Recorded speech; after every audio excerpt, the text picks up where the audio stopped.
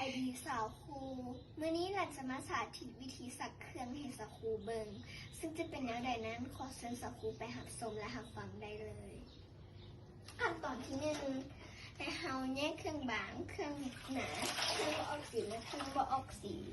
ออกต่างหากแต่เครื่องที่หลังจะมาสร้างให้สาวครูเบิงมื้อนี้เป็นเครื่องออกสีทั้งหมดเลยทั้งเสื้อและส้งแล้วหลังก็จะเอาใส่ในน้ำขั้นตอนที่สองเป็นให้เฮาเกี่ยมน้ำแล้วมันนี้ให้เอาแฟบแล้วตีให้เป็นฟองแฟบและน้ำต้องใส่ตามจำนวนของเครื่องที่จะสักในมือนี้แล้วมันนี้เฮาก็จะมายองเฮาก็จะตีเป็นฟองก่อนแล้วมันนี้เฮาจะมายอง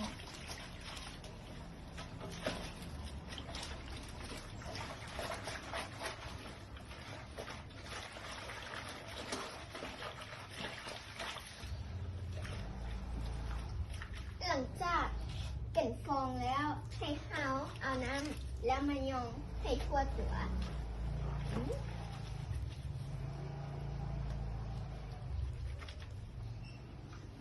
แล้วขั้นตอนที่สามให้เฮาแยกเครื่องหนาให้เฮาซักเครื่องบางก่อนแล้วจึงซักเครื่องหนาแต่ในมื้อนี้ที่หลานจะมาแสดงสักคูเบิงแม่นเครื่องหนาทั้งหมดหลานเลยจะต้องซักเครื่องหนาเครื่องบางก่อน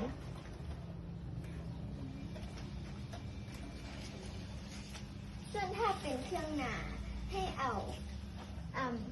แป้งถูบนที่ยงยากเส้นคอเสื้อขอบแขนปากโถงและบาไหล่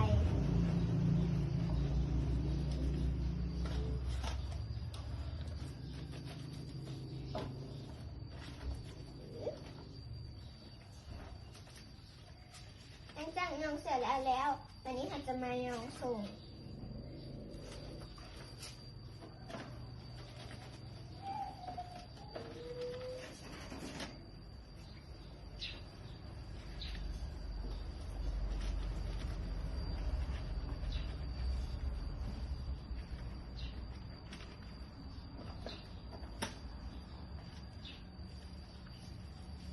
แล้ววันนี้ขั้นตอนที่4เล่นให้เฮาเก็บน้ำไว้อีก3แล้วให้เฮาเอาเครื่องที่เฮายองและไล่ใส่ในแฟบให้เอามาใส่3ตัวนี้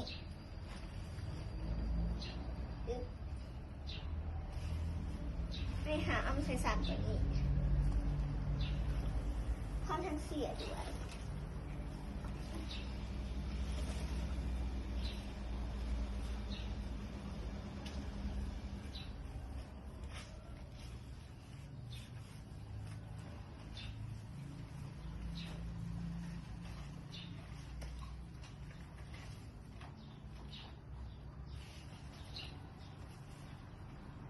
น้ำนี้กับสายสารนี่คือกัน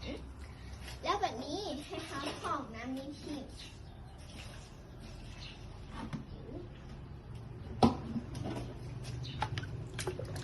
แล้วเอาน้ำล้างสายสารนี้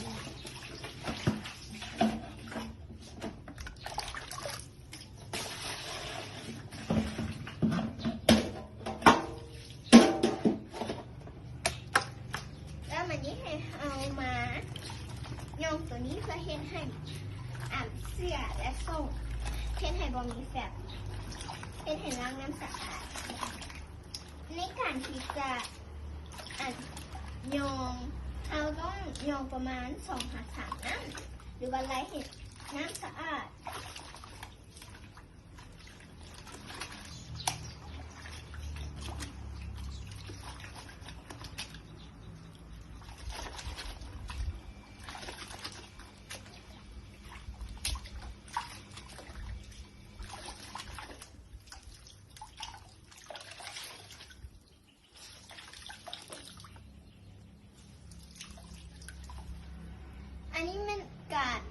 อันนี้มันหลานไหลน้ำเทือที่1แล้วนี่หลานจะไหลน้ำเทือที่2แมนเอามาใส่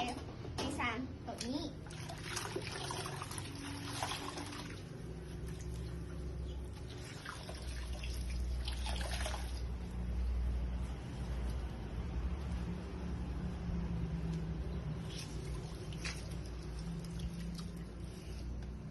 จากนี้ถอกน้ำใส่ซามิ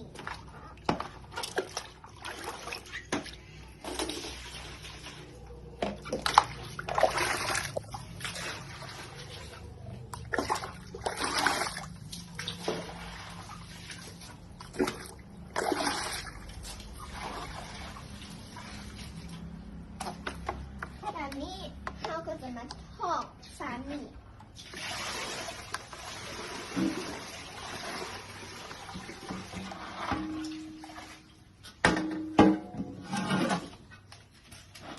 แล้วเราก็จะมาได้กันเลย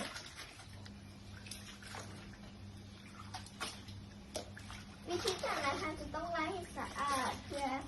เวลาที่เขานุ่งเพื่อให้เขาจะบอกคัน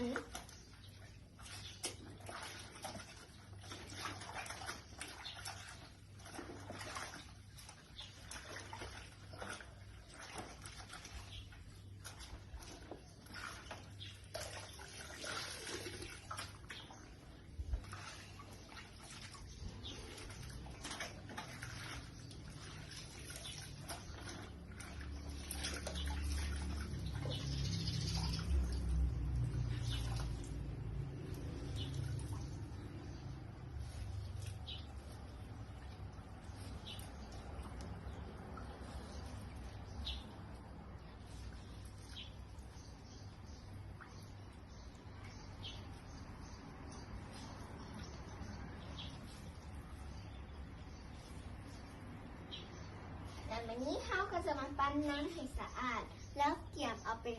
ตากใส่แดดและอันนี้แหละจะใช้เล็กหอยเครื่อง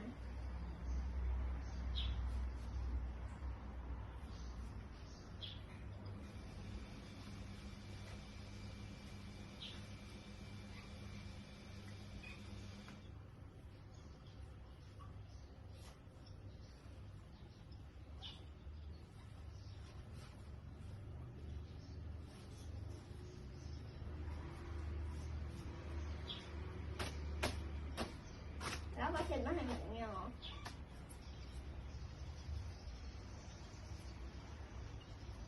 แล้ววันนี้หลังก็จะเก็บเอาไปตากและในการเห็นการซักเครื่องของหลานมินี่ก่อนแล้วขอขอบใจ